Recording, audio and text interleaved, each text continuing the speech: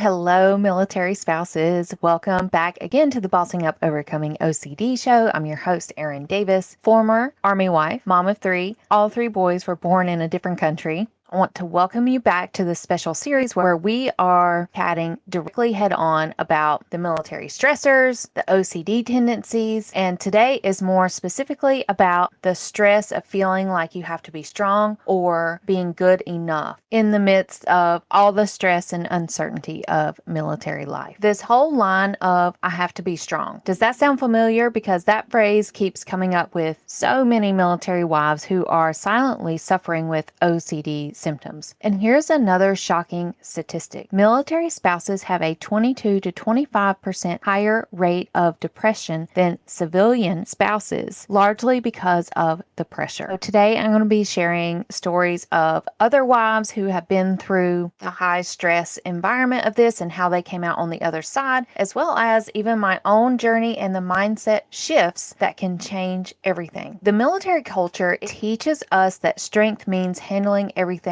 alone, in silence, and you pick yourself up by your bootstraps. To top it off, research on perfectionism shows it significantly predicts OCD symptom severity. So what that means is your OCD could likely be more severe if you have perfectionistic tendencies. Here's what happens with OCD. The more you try to be strong and push through the intrusive thoughts, the louder they get. The more you try to handle your compulsions alone, the more isolated you become. And the more you tell yourself that I should be able to handle this, the more shame you carry. And studies show that self-stigma prevents 60% of military family members from seeking mental health care. For the military wife success stories, we're starting with Amanda, who was a Marine wife. She felt like a failure every day because she felt like she wasn't doing enough for her husband. But through our work together, once she realized she was already enough and that she was being gaslit by her husband, she was able to confidently step away from her marriage and not feel like that whole saga of the responsibility OCD of feeling like she had to fix her marriage. Another wife, Sarah, she's an Air Force wife. Her husband was always gone flying planes, and she never got the opportunity to really fulfill her career.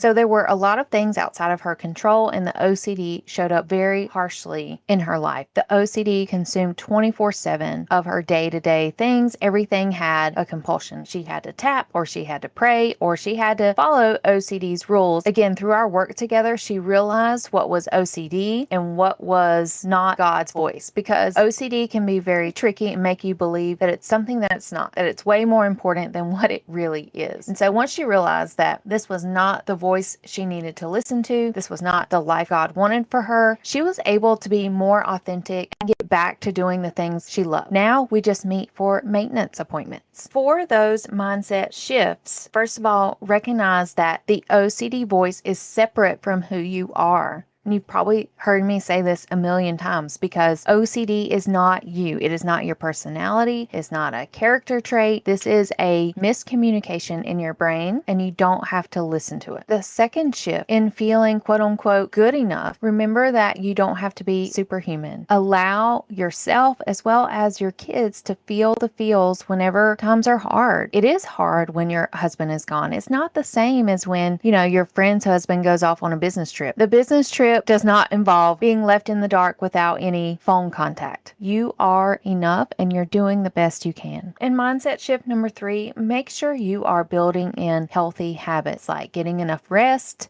eating well, hanging out with friends, getting some exercise, doing some fun things. Don't let the military life swallow you up and you don't get to experience the potential fun things that could be right around the corner. Or maybe you don't feel like going to so-and-so's backyard barbecue cookout, but I encourage you to give it a try to connect, rebuild your community, because some of these relationships can last you a lifetime. In closing, you don't have to earn the right to feel better. You don't have to be perfect. You don't have to have it all together all the time. You just have to be willing to get the right support and to be willing to change your mindset. In the next episode, I'm going to be talking to you about the difference between normal military worry and OCD. Remember, be kind to yourself. You're not too much. You're not weak. You are definitely enough. Stay blessed by the best. Bye.